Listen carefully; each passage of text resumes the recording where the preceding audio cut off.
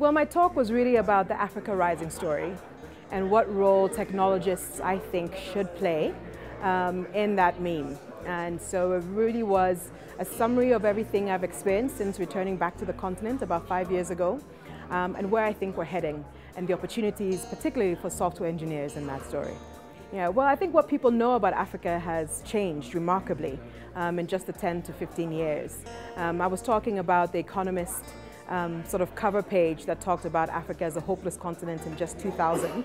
And just 10 years later, they were talking about how there was significantly less sort of war. We had a lot more people in the middle economy that were sort of an upcoming middle class. We've talked about sort of all of the innovation and some of the ideas that are really coming out of the continent and are making the rest of the world sort of notice that if you're really looking for growth and opportunity, this continent is the place to come. The challenges are definitely there. It is a unique continent with some unique challenges, partly because of our history, partly because of our cultures, and our complexity. I mean, it's 54 countries, possibly more. Even the number of countries seems to change.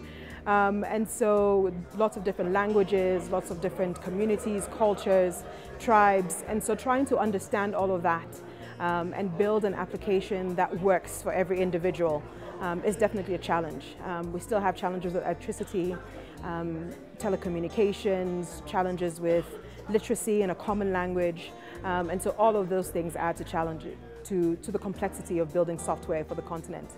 But the reality is that if you can figure it out, the continent is already 1 billion people who are really looking for change and opportunity and growth.